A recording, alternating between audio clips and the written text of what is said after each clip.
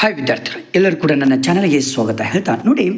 Second P U C ವಿದ್ಯಾರ್ಥಿಗಳಿಗೆ ಇಲ್ಲಿ education ಎಂಬ ಒಂದು ವಿಷಯದಿಂದ ಮೋಸ್ಟ್ ಇಂಪಾರ್ಟೆಂಟ್ ನಿಮ್ಮ ಒಂದು ಪೂರಕ ಪರೀಕ್ಷೆ ಅಂದರೆ ಪ್ರಿಪ್ರೇಟರಿ ಪರೀಕ್ಷೆ ಮತ್ತು ನಿಮ್ಮ ಬೋರ್ಡ್ ಪರೀಕ್ಷೆಗೆ ಫುಲ್ ಫಿಕ್ಸ್ಡ್ ಬರುವಂತಹ ಕ್ವಶನ್ಸ್ಗಳನ್ನು ಇವತ್ತು ಈ ವಿಡಿಯೋದಲ್ಲಿ ಹೇಳ್ತಾ ಹೋಗ್ತೇನೆ. ಬನ್ನಿ, ಹಾಗಾದರೆ ಯಾರು ಕೂಡ ನೆಗ್ಲೆಕ್ಟ್ ಮಾಡದೆ ಕೊನೆವರೆಗೂ ನೋಡಿ. ಪ್ರತಿಯೊಂದು ಲೆಸನ್ನಲ್ಲಿರುವಂಥ 1 ಮಾರ್ಕ್ಸ್ 2 ಮಾರ್ಕ್ಸ್ ಆ್ಯಂಡ್ ಲಾಂಗ್ ಆನ್ಸರ್ಸ್ಗಳನ್ನು ಕೂಡ ಇಲ್ಲಿ ಕೊಡ್ತಾ ಹೋಗ್ತೇನೆ. ಸಂವೇದನೆಯ ಅರ್ಥ, ಬಾಹ್ಯ ಪ್ರಚೋದನೆಗಳು ಮೆದುಳನ್ನು ತಲುಪುವ ಪ್ರಕ್ರಿಯೆ, ಇದೊಂದು ಪ್ರಶ್ನೆ ಬರುತ್ತೆ. ಆತ್ಮದ ಹೆಬ್ಬಾಗಿಲುಗಳೇ ಸಂವೇದನೆ ಎಂದು ಹೇಳಿದವರು ಯಾರಂದರೆ ಅರಿಸ್ಟಾಟಲ್. With answer. ನಿಮ್ಮ ಬೋರ್ಡ್ ಪರೀಕ್ಷೆಗೆ ಎಷ್ಟರ ಮಟ್ಟಿಗೆ ನೀವು ಆನ್ಸರ್ಸ್ ಬರಿಬೇಕು ಅನ್ನೋದು ಕೂಡ ಇದರಲ್ಲಿ ನಿಮಗೆ ಗೊತ್ತಾಗುತ್ತೆ. ನೋಡಿ, ಇವುಗಳಲ್ಲಿ ಸಂವೇದನೆಯ ಗುಣಲಕ್ಷಣಗಳು ಯಾವುದು ಅಂತ, ಗುಣಮಟ್ಟ ಮತ್ತು ತೀವ್ರತೆ, ಇದೊಂದು ಓದ್ಕೊಳ್ಳಿ. ನೆಕ್ಸ್ಟು ಇಲ್ಲಿ ಪ್ರತ್ಯಕ್ಷ ಅನುಭವದಿಂದ ಪಡೆದ ದೃಶ್ಯವನ್ನು ಮನಸ್ಸಿನಲ್ಲಿ ರೂಪಿಸಿಕೊಳ್ಳುವ ಪ್ರಕ್ರಿಯೆ ಡ್ಯಾಶ್ ಎನ್ನುತ್ತೇವೆ, ಭಾವರೂಪನ. ನೆಕ್ಸ್ಟು ತರ್ಕಬದ್ಧ ಹಾಗೂ ವ್ಯವಸ್ಥಿತವಾಗಿ ಆಲೋಚನೆ ಮಾಡುವ ವಿಧಾನಕ್ಕೆ ಡ್ಯಾಶ್ ಎನ್ನುತ್ತೇವೆ, ಯೋಚನೆ. ತುಂಬ ಇಂಪಾರ್ಟೆಂಟ್ ಪ್ರಶ್ನೆಗಳಿದು. ನೆಕ್ಸ್ಟ್ ಇಂಪಾರ್ಟೆಂಟ್ ಇನ್ನೊಂದಿದೆ, ಸಮಸ್ಯೆ ಪರಿಹಾರ ಚಿಂತನೆಯ ಮೇಲೆ ಪ್ರಭಾವ ಬೀರುವ ಅಂಶಗಳಲ್ಲಿ ಯಾವುದು ಸರಿಯಾದ ಉತ್ತರ ಅಂದರೆ ಪರಿಣಿತಿ ಮತ್ತು ಮನಸ್ಥಿತಿ ಅಂತ ಹೇಳ್ಬೋದು. ನೆಕ್ಸ್ಟ್ ಹೊಂದಿಸಿ ಬರೆಯಲಿ ತುಂಬ ಇಂಪಾರ್ಟೆಂಟ್ ಪ್ರಶ್ನೆಗಳು. ಪೂರ್ವಾನುಭವ, ಸಾಮಾನ್ಯೀಕರಣ, ಅನುಗಮನ, ನವ್ಯ ಚಿಂತನೆ, ಆತ್ಮದ ಬಾಗಿಲು, ಇವೆಲ್ಲವೂ ಕೂಡ ತುಂಬ ಇಂಪಾರ್ಟೆಂಟ್, ಸರಿಯಾಗಿ ಸ್ಟಡಿ ಮಾಡ್ಕೊಳ್ಳಿ. ನೆಕ್ಸ್ಟು 1 ಅಂಕದ ಪ್ರಶ್ನೆಗಳು ಇಂಪಾರ್ಟೆಂಟ್ ಯಾವುದು ಅಂದರೆ, ಸಂವೇದನೆ ಎಂದರೇನು ಅಂದರೆ ಬಾಹ್ಯ ಪ್ರಚೋದನೆಗಳನ್ನು ಮೆದುಳಿಗೆ ತಲುಪಿಸುವಂತಹ ಪ್ರಕ್ರಿಯೆಯಾಗಿದೆ. ಪ್ರತ್ಯಕ್ಷ ಅನುಭವದ ವ್ಯಾಖ್ಯೆ ಬರೆಯಿರಿ ಅಂದರೆ ಖಚಿತವಾದ ಮತ್ತು ಊಹೆಗೆ ನಿಲುಕುವಂತಹ ಮನಸ್ಥಿತಿಯೇ ಪ್ರತ್ಯಕ್ಷ ಅನುಭವದ ಅಂತ ಹೇಳ್ತೀವಿ. ಚಿಂತನೆ ಎಂದರೇನು ಅಂದರೆ ವ್ಯವಸ್ಥಿತವಾಗಿ ತಾರ್ಕಿಕವಾಗಿ ಆಲೋಚಿಸುವ ಮಾನಸಿಕ ಪ್ರಕ್ರಿಯೆಯಾಗಿದೆ. ಸೃಜನಾತ್ಮಕ ಚಿಂತನೆಯ ಅರ್ಥ ಅಂದರೆ ಹೊಸ ಆಲೋಚನೆ ಮಾಡುವ, ಹೊಸ ಕ್ಷೇತ್ರವನ್ನು ಸೃಷ್ಟಿಸುವ ಚಿಂತನೆಯ ಸಾಮರ್ಥ್ಯ ಅಂತ ಹೇಳ್ಬೋದು. 2 ಅಂಕದ ಪ್ರಶ್ನೆಗಳು ತುಂಬ ಇಂಪಾರ್ಟೆಂಟ್ ಇದ್ದಾವೆ. ಸಂವೇದನೆಯ 2 ಲಕ್ಷಣಗಳನ್ನು ತಿಳಿಸಿ ಅಂದರೆ ಗುಣಮಟ್ಟ ಮತ್ತು ತೀವ್ರತೆ. ನೆಕ್ಸ್ಟು ಸೃಜನಾತ್ಮಕ ಚಿಂತನೆ 2 ಹಂತಗಳನ್ನು ತಿಳಿಸಿ ಅಂದರೆ ಸಿದ್ಧತೆ, ಸೂಕ್ತತೆ ಅಂತ. ಸಮಸ್ಯೆ ಪರಿಹಾರ ಚಿಂತನೆಯಲ್ಲಿ ಪ್ರಭಾವ ಬೀರುವ 2 ಅಂಶಗಳು ಪರಿಣಿತಿ ಮತ್ತು ಮನಸ್ಥಿತಿ, ಇವು ಕೂಡ ತುಂಬ ಇಂಪಾರ್ಟೆಂಟ್. 5 ಅಂಕದ ಪ್ರಶ್ನೆಗಳನ್ನು ನೋಡೋಣ. ಸಂವೇದನೆ ಮತ್ತು ಪ್ರತ್ಯಕ್ಷ ಅನುಭವಗಳ ನಡುವಿನ ವ್ಯತ್ಯಾಸಗಳು. ಸಂವೇದನೆ ಇದೊಂದು ತುಂಬ ಇಂಪಾರ್ಟೆಂಟ್ ಪ್ರಶ್ನೆ, ಇದೊಂದು ಓದ್ಕೊಳ್ಳಿ. ನೆಕ್ಸ್ಟು ಇದು ಕೂಡ ತುಂಬ ಭಾವರೂಪಣದ ಪ್ರಕ್ರಿಯೆಯನ್ನು ವಿವರಿಸಿ, ಇದೊಂದು ತುಂಬ ಇಂಪಾರ್ಟೆಂಟ್ ಪ್ರಶ್ನೆ, ಓಕೆನಾ. ನೆಕ್ಸ್ಟು ಸೃಜನಾತ್ಮಕ ಚಿಂತನೆಯ ಹಂತಗಳನ್ನು ಸಂಕ್ಷಿಪ್ತವಾಗಿ ವಿವರಿಸ್ರಿ ಅಂತ, ಇದೊಂದು ಕೂಡ ತುಂಬ ಇಂಪಾರ್ಟೆಂಟ್. ನೆಕ್ಸ್ಟು ವೈಯಕ್ತಿಕ ಭಿನ್ನತೆಗಳಲ್ಲಿ ತುಂಬ ಇಂಪಾರ್ಟೆಂಟ್ ಇರುವಂಥ ಪ್ರಶ್ನೆಗಳನ್ನು ನೋಡ್ತಾ ಹೋಗೋಣ. ನೋಡಿಲಿ, ಒಬ್ಬ ವ್ಯಕ್ತಿ ಇನ್ನೊಬ್ಬ ವ್ಯಕ್ತಿಗಿಂತ ಭಿನ್ನವಾಗಿರುವಂತೆ ತೋರುವ ವ್ಯತ್ಯಾಸಗಳಿಗೆ ಡ್ಯಾಶ್ ಎನ್ನುತ್ತೆ ವ್ಯಕ್ತಿ ಭಿನ್ನತೆ ಅಂತ ಹೇಳ್ಬೋದು. ನೆಕ್ಸ್ಟ್ ಅಮೂರ್ತ ಆಲೋಚನಾ ಸಾಮರ್ಥ್ಯ ಬುದ್ಧಿಶಕ್ತಿ ಎಂದು ವ್ಯಾಖ್ಯಾನಿಸಿದವರು ಟರ್ಮನ್ ಅಂತ ಹೇಳ್ಬೋದು. ನೆಕ್ಸ್ಟು ವೈಯಕ್ತಿಕ ಬುದ್ಧಿಶಕ್ತಿ ಪರೀಕ್ಷೆ ಪಿತಾಮಹ ಯಾರು ಅಂದರೆ ಆಲ್ಫ್ರೆಡ್ ಬ್ರೇನೆ. ಆ್ಯಂಡ್ IQ ಇದನ್ನು ವಿಸ್ತರಿಸಿದಾಗ ಇಂಟೆಲಿಜೆನ್ಸ್, ಇದೊಂದು ಹೇಳ್ಬೋದು. ಇದು ತುಂಬ ಇಂಪಾರ್ಟೆಂಟ್ ಪ್ರಶ್ನೆ. ನೆಕ್ಸ್ಟು ಇಂಪಾರ್ಟೆಂಟ್ ಪ್ರಶ್ನೆ ಬಂದುಬಿಟ್ಟು, ಇವುಗಳಲ್ಲಿ ಯಾವುದು ಸಾಮೂಹಿಕ ಬುದ್ಧಿಶಕ್ತಿ ಪರೀಕ್ಷೆ ನಾವೆಲ್ಲ ಅಂದರೆ ರೆವನ್ಸನ್ ಮಾತೃಕೆಗಳು ಅಂತ ನಾವು ಹೇಳ್ಬೋದು. ನೆಕ್ಸ್ಟು ಚಟುವಟಿಕೆ ಕಡೆಗೆ ಗಮನ ಹರಿಸುವ ಮನಸ್ಸಿನ ಪ್ರೇರಕ ಶಕ್ತಿ ಆಸಕ್ತಿ ಅಂತ ಹೇಳ್ಬೋದು, ಓಕೆನಾ. ಅಭಿಕ್ಷಮತೆಯ ವಿಧಗಳಲ್ಲಿ ಸರಿಯಲ್ಲದ ವಿಧ ಯಾವುದು ಅಂದರೆ ನಿರ್ದೇಶಿತ ಅಂತ ನಾವು ಹೇಳ್ಬೋದು. ಹೊಂದಿಸಿ ಬರೆಯರಲ್ಲಿ ತುಂಬ ಇಂಪಾರ್ಟೆಂಟ್, ಇವುಗಳನ್ನು ಸರಿಯಾಗಿ ನೀವು ಸ್ಟಡಿ ಮಾಡ್ಕೊಳ್ಬೋದು. ಓಕೆ, ಹೊಂದಿಸಿ ಬರೆಯಿರಿ. ನೆಕ್ಸ್ಟ್ 1 ಅಂಕದ ಪ್ರಶ್ನೆಗಳು ತುಂಬ ಇಂಪಾರ್ಟೆಂಟ್ ಯಾವುದು ಅಂದರೆ ಬುದ್ಧಿಶಕ್ತಿ ಎಂದರೇನು, ಇದೊಂದು ಕೇಳ್ತಾರೆ. ನೆಕ್ಸ್ಟು ಮಾನಸಿಕ ವಯಸ್ಸು ಅರ್ಥ ಎಂದರೇನು, ಇದನ್ನು ಕೇಳ್ತಾರೆ. ಆ್ಯಂಡ್ ಸೃಜನಶೀಲತೆಯನ್ನು ವ್ಯಾಖ್ಯಾನಿಸಿ, ಇದೊಂದು ಪ್ರಶ್ನೆ ತುಂಬ ಇಂಪಾರ್ಟೆಂಟ್. ಅಭಿಕ್ಷಮತೆಯ ಅರ್ಥ, ಇಷ್ಟು 4 ಪ್ರಶ್ನೆಗಳನ್ನು ಓದ್ಕೊಳ್ಳಿ. ಓಕೆ, ನೆಕ್ಸ್ಟ್ 2 ಅಂಕದ ಪ್ರಶ್ನೆಗಳು ತುಂಬ ಇಂಪಾರ್ಟೆಂಟು. 10 ವರ್ಷದ ಒಂದು ಮಗುವಿನ ಮಾನಸಿಕ ವಯಸ್ಸು 12 ವರ್ಷಗಳಾಗಿದ್ದಲ್ಲಿ ಅವನು ಬುದ್ಧಿಲಬ್ಧವನ್ನು ಕಂಡುಹಿಡಿಯರು, ಇದೊಂದು ತುಂಬ ಇಂಪಾರ್ಟೆಂಟ್ ಪ್ರಶ್ನೆ. ಬುದ್ಧಿಶಕ್ತಿ ಪರೀಕ್ಷಣಗಳ 2 ಉಪಯೋಗಗಳನ್ನು ತಿಳಿಸಿ, ಇದೊಂದು ತುಂಬ ಇಂಪಾರ್ಟೆಂಟ್ ಪ್ರಶ್ನೆ. ಅಭಿಕ್ಷಮತೆ ಯಾವುದಾದ್ರೂ 2 ವಿಧಗಳನ್ನು ತಿಳಿಸಿ, ಇದೊಂದು ತುಂಬ ಇಂಪಾರ್ಟೆಂಟ್ ಪ್ರಶ್ನೆ. ಆ್ಯಂಡ್ ಆಸಕ್ತಿ 2 ಉಪಯೋಗಗಳನ್ನು ತಿಳಿಸಿ, ಇದೊಂದು ತುಂಬ ಇಂಪಾರ್ಟೆಂಟ್ ಪ್ರಶ್ನೆ ಬರುತ್ತೆ. 5 ಅಂಕದ ಪ್ರಶ್ನೆಗಳಿದು. ಬುದ್ಧಿಶಕ್ತಿ ಪರೀಕ್ಷೆಗಳ ಉಪಯೋಗಗಳನ್ನು ತಿಳಿಸಿ, ಇದೊಂದು ತುಂಬ ಇಂಪಾರ್ಟೆಂಟ್. ಸಂವೇಗಾತ್ಮಕ ಬುದ್ಧಿಶಕ್ತಿ ಮಹತ್ವ ಬರೆಯಿರಿ, ಇದೊಂದು ಪ್ರಶ್ನೆ ಇಂಪಾರ್ಟೆಂಟ್. ಆ್ಯಂಡ್ ಸೃಜನಶೀಲ ವ್ಯಕ್ತಿಯ ಲಕ್ಷಣಗಳನ್ನು ಬರೆಯಿರಿ, ತುಂಬ ಇಂಪಾರ್ಟೆಂಟ್ ಪ್ರಶ್ನೆಗಳಿವು, ಓಕೆನಾ. ನೆಕ್ಸ್ಟ್ ಇಂಪಾರ್ಟೆಂಟ್ ಬಂದುಬಿಟ್ಟು ಸೃಜನಶೀಲತೆಯ ಮೇಲೆ ಪ್ರಭಾವ ಬೀರುವ ಅಂಶಗಳನ್ನು ವಿವರಿಸ್ರಿ, ಇದೊಂದು ತುಂಬ ಇಂಪಾರ್ಟೆಂಟ್ ಪ್ರಶ್ನೆಗಳು, ಓಕೆನಾ. ನೆಕ್ಸ್ಟು 10 ಅಂಕದ ಪ್ರಶ್ನೆಗಳು ಇಲ್ಲಿ ಬರ್ತದೆ. ವೈಯಕ್ತಿಕ ಭಿನ್ನತೆಯ ಕ್ಷೇತ್ರಗಳನ್ನು ವಿವರಿಸ್ರಿ. ಶಾರೀರಿಕ ಭಿನ್ನತೆ, ಬೌದ್ಧಿಕ, ಭಾವನಾತ್ಮಕ, ಸಾಮಾಜಿಕ ಸಾಧನೆಯಲ್ಲಿ ಭಿನ್ನತೆ, ಇವೆಲ್ಲವೂ ಕೂಡ ತುಂಬ ಇಂಪಾರ್ಟೆಂಟ್. ಮನೋಭಾವದಲ್ಲಿ ಭಿನ್ನತೆ, ಅಭಿಕ್ಷಮತೆಯಲ್ಲಿ ಭಿನ್ನತೆ, ಆಸಕ್ತಿಗಳಲ್ಲಿ ಭಿನ್ನತೆ, ಚಾನಲ ಕೌಶಲ್ಯಗಳಲ್ಲಿ ಭಿನ್ನತೆ, ಸ್ವಪರಿಕಲ್ಪನೆಯಲ್ಲಿ ಭಿನ್ನತೆ, ಇವುಗಳು ತುಂಬ ಇಂಪಾರ್ಟೆಂಟ್ ಪ್ರಶ್ನೆಗಳು. ಬುದ್ಧಿಶಕ್ತಿ ಪರೀಕ್ಷಣದ ವಿಧಗಳನ್ನು ಉದಾಹರಣೆಯೊಂದಿಗೆ ವಿವರಿಸ್ರಿ, ಇವು ಕೂಡ ತುಂಬ ಇಂಪಾರ್ಟೆಂಟ್ ಪ್ರಶ್ನೆಗಳು, ಓಕೆನಾ. ನೆಕ್ಸ್ಟು ಘಟಕ 3 ವ್ಯಕ್ತಿತ್ವ ಮತ್ತು ಸಮಾಯೋಜನೆ. ಇಲ್ಲಿ ಇಂಪಾರ್ಟೆಂಟ್ ವ್ಯಕ್ತಿತ್ವದ ಪದದ ಉತ್ಪತ್ತಿಯನ್ನು ತಿಳಿಸ್ಲಿಕ್ಕೆ ಹೇಳ್ತಾರೆ. ಇದು ಆನ್ಸರ್ ಪರ್ಸನ್. ವ್ಯಕ್ತಿತ್ವ ಎಂದರೇನು ಇದೊಂದು ಪ್ರಶ್ನೆ ಓದ್ಕೊಳ್ಳಿ. ವ್ಯಕ್ತಿಯ ಸಹಜ ಗುಣಧರ್ಮಗಳ ಒಟ್ಟು ಮೊತ್ತ ಎಂದರೇನು ಇದೊಂದು ಓದ್ಕೊಳ್ಳಿ. ನೆಕ್ಸ್ಟು ಥೈರಾಯ್ಡ್ ಗ್ರಂಥಿ ಹೊರಸೂಸುವ ಹಾರ್ಮೋನ್ ಯಾವುದು ಅಂದರೆ ಥೈರಾಕ್ಸಿನ್, ಇದೊಂದು ಓದ್ಕೊಳ್ಳಿ. ನಾಯಕ ಗ್ರಂಥಿ ಎಂದು ಯಾವುದನ್ನು ಕರೆಯಲಾಗ್ತದೆ ಅಂದರೆ ಪಿಟ್ಯೂಟರಿ, ಇದೊಂದು ತುಂಬ ಇಂಪಾರ್ಟೆಂಟ್ ಪ್ರಶ್ನೆ. ನೆಕ್ಸ್ಟು ಸಂಪ್ರತಕ್ಷಣಬೋಧ ಪರೀಕ್ಷೆಯಲ್ಲಿ ಬಳಸುವ ಪ್ರಮಾಣೀಕೃತ ಚಿತ್ರಗಳ ಒಟ್ಟು ಸಂಖ್ಯೆ 30, ಇದೊಂದು ಪ್ರಶ್ನೆ ತುಂಬ ಇಂಪಾರ್ಟೆಂಟ್. ನೆಕ್ಸ್ಟು ಇಷ್ಟು ಇಂಪಾರ್ಟೆಂಟ್ ಆದಮೇಲೆ ನಿಮ್ಮ ಆಕ್ರಮಣಕಾರಿ ತಂತ್ರಗಳಿಗೆ ಉದಾಹರಣೆ ಆತ್ಮನಿಂದನೆ, ವ್ಯಕ್ತಿನಿಷ್ಠ ಮಾಪನಕ್ಕೆ ಸೂಕ್ತ ಉದಾಹರಣೆ ಆತ್ಮಚರಿತೆ. ಇವು TAT ಪರೀಕ್ಷೆ ಜನಕ ಯಾರು ಅಂದರೆ ಮರ್ರೆ ಮಾರ್ಗನ್, ಇದೊಂದು ಪ್ರಶ್ನೆ ತುಂಬ ಇಂಪಾರ್ಟೆಂಟ. ನೆಕ್ಸ್ಟ್ ಹೊಂದಿಸಿ ಬರೆಯರಿಯಲ್ಲಿ ಇವು ಯಾವುದಾದ್ರೂ ಒಂದು ಬರ್ಬೋದು, ಇವು ಎಲ್ಲವೂ ಕೂಡ ಓದಲೇಬೇಕಾಗುತ್ತೆ. ನೆಕ್ಸ್ಟ್ 1 ಅಂಕದ ಈ ಮೋಸ್ಟ್ ಇಂಪಾರ್ಟೆಂಟ್ ಪ್ರಶ್ನೆಗಳು ಇಲ್ಲಿ ಕೊಡ್ತಾ ಇದ್ದಾನೆ. ವ್ಯಕ್ತಿತ್ವ ಎಂದರೇನು ಇದೊಂದು ಪ್ರಶ್ನೆ ಕೇಳ್ತಾರೆ. ನೆಕ್ಸ್ಟು ಸಮಯೋಜನೆ ಅರ್ಥ ಬರೆಯಿರಿ. ನೆಕ್ಸ್ಟು ರಕ್ಷಣಾ ತಂತ್ರಗಳ ಅರ್ಥವನ್ನು ನೀಡಿ. ಅನುವಂಶೀಯತೆಯ ವ್ಯಾಖ್ಯಾನಿಸಿ ಅಂತ ಇದೊಂದು ಪ್ರಶ್ನೆ ಬರುತ್ತೆ. 2 ಅಂಕದ ಪ್ರಶ್ನೆಗಳಲ್ಲಿ ತುಂಬ ಇಂಪಾರ್ಟೆಂಟ್ ಯಾವುದಂದರೆ ವ್ಯಕ್ತಿನಿಷ್ಠ ವ್ಯಕ್ತಿತ್ವ ಮಾಪನ ಎಂದರೇನು ಒಂದು ಉದಾಹರಣೆ ಕೊಡಿ, ಇದೊಂದು. ನೆಕ್ಸ್ಟ್ ಪ್ರಕ್ಷೇಪಣ ತಂತ್ರ ಎಂದರೇನು ಒಂದು ಉದಾಹರಣೆ ಕೊಡಿ, ಇದೊಂದು ಪ್ರಶ್ನೆ ಬರುತ್ತೆ. ನೆಕ್ಸ್ಟ್ ಬಂದುಬಿಟ್ಟು ರಕ್ಷಣಾ ತಂತ್ರಗಳೆಂದರೇನು ಅವುಗಳ ಒಂದು ಮಹತ್ವ ತಿಳಿಸಿ, ಇದೊಂದು ಪ್ರಶ್ನೆ ತುಂಬ ಇಂಪಾರ್ಟೆಂಟ್. 5 ಅಂಕದ ಪ್ರಶ್ನೆಗಳು.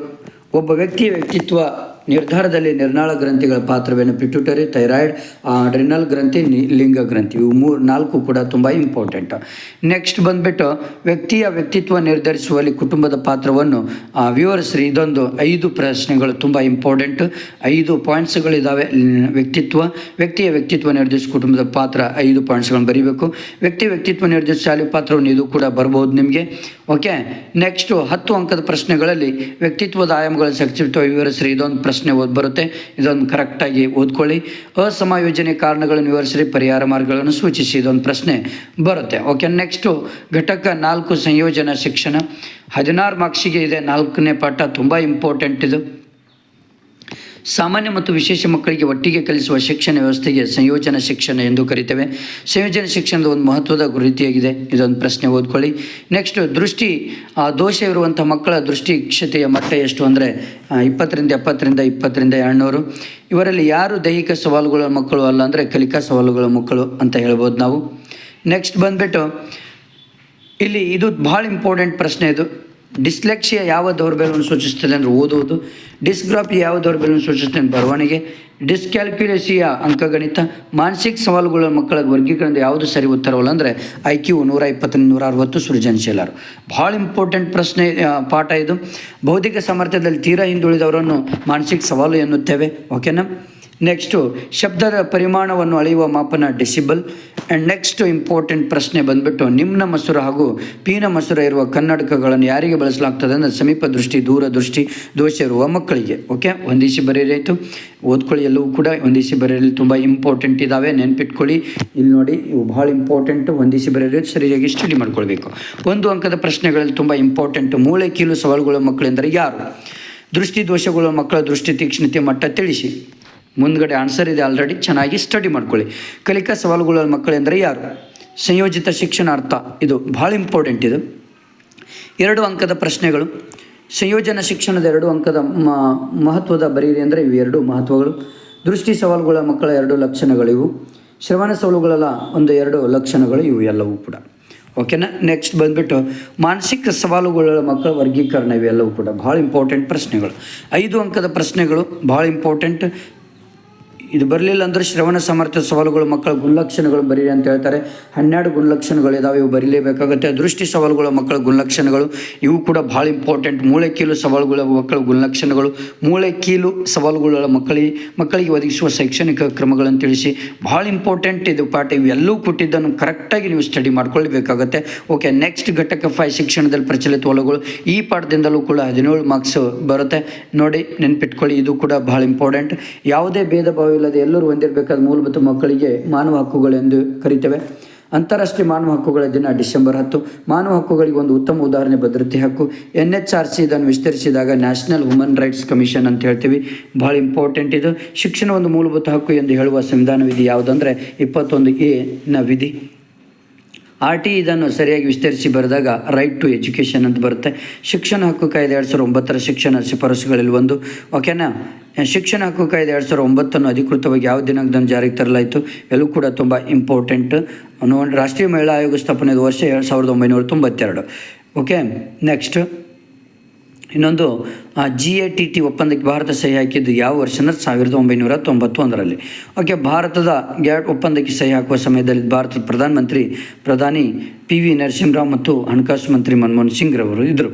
ಭಾಳ ಇಂಪಾರ್ಟೆಂಟ್ ಇದು, ಹೊಂದಿಸಿ ಬರೆಯಿರಿ ಕೂಡ. ಇಶ್ಯೂ ಎಲ್ಲವೂ ಕೂಡ ಸ್ಟಡಿ ಮಾಡಿ. ಭಾಳ ಇಂಪಾರ್ಟೆಂಟ್ ಹೊಂದಿಸಿ ಬರೆಯಿರಿ. ಇದರಲ್ಲಿ ಇದೊಂದು ನೆಕ್ಸ್ಟ್ ಇದೊಂದು ಆ್ಯಂಡ್ ನೆಕ್ಸ್ಟ್ ಇದೊಂದು ಭಾಳ ಇಂಪಾರ್ಟೆಂಟ್, ಓದ್ಕೊಳ್ಳಿ ಸರಿಯಾಗಿ. ಇನ್ನೊಂದು ಸಂವಿಧಾನದ 45ನೇ ವಿಧಿ 6-14 ವರ್ಷದ ಮಕ್ಕಳಿಗೆ ಉಚಿತ ಕಡ್ಡಾಯ ಶಿಕ್ಷಣ ಇರುತ್ತೆ. 1 ಅಂಕದ ಪ್ರಶ್ನೆಗಳು ಭಾಳ ಇಂಪಾರ್ಟೆಂಟ್, ಇವೆಲ್ಲವೂ ಕೂಡ ಸ್ಟಡಿ ಮಾಡಿ. 2 ಅಂಕದ ಪ್ರಶ್ನೆಗಳು ಇಂಪಾರ್ಟೆಂಟ್, ಇವೆಲ್ಲವೂ ಕೂಡ ಸರಿಯಾಗಿ ಸ್ಟಡಿ ಮಾಡಿಕೊಳ್ಳಲೇಬೇಕಾಗುತ್ತೆ. ಬಟ್ 5 ಅಂಕದ ಪ್ರಶ್ನೆಗಳು ರಾಷ್ಟ್ರೀಯ ಮಾನವ ಹಕ್ಕುಗಳ ಆಯೋಗದ ಕಾರ್ಯಗಳನ್ನು ಇದೊಂದು ಓದ್ಕೊಳ್ಳಿ. ನೆಕ್ಸ್ಟು ರಾಷ್ಟ್ರೀಯ ಮಕ್ಕಳ ಹಕ್ಕುಗಳ ರಕ್ಷಣಾ ಆಯೋಗದ ಕಾರ್ಯಗಳನ್ನು ವಿವರಿಸ್ರಿ, ಇದೊಂದು ಓದ್ಕೊಳ್ಳಿ.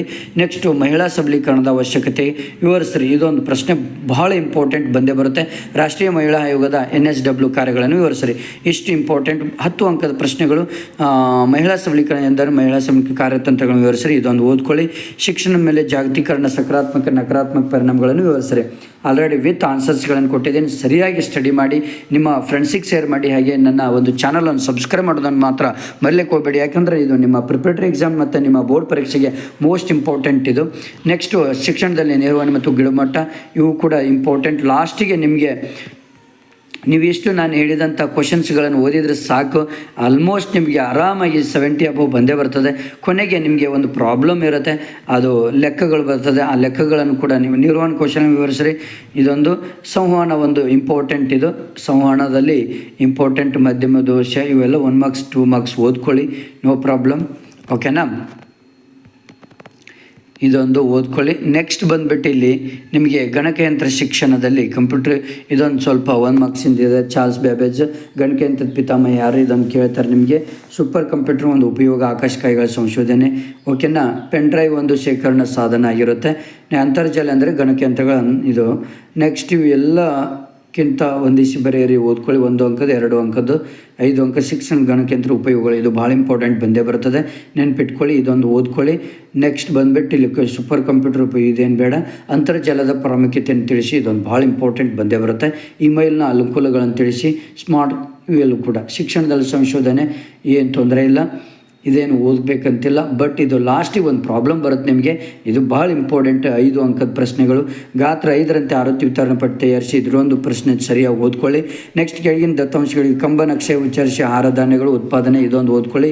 ನೆಕ್ಸ್ಟ್ 10 ಅಂಕದ ಪ್ರಶ್ನೆ, ಇದು ಒಂದು ಕೂಡ ಸರಿಯಾಗಿ ನೀವು ಸ್ಟಡಿ ಮಾಡ್ಕೊಂಡ್ಬಿಟ್ರೆ ಸಾಕು. ಸರಿಯಾಗಿ ಯಾವುದೇ ಕೂಡ ನೀವು ಆರಾಮಾಗಿ 70 ಅಬೌವ್ ಮಾರ್ಕ್ಸ್ ತೊಗೊಳ್ತೀರಾ. Okay, thank you friends. ನಿಮ್ಮ ಫ್ರೆಂಡ್ಸಿಗೆ ಶೇರ್ ಮಾಡಿ, ಹಾಗೆ ನನ್ನ ಚಾನಲನ್ನು ಸಬ್ಸ್ಕ್ರೈಬ್ ಮಾಡಿ.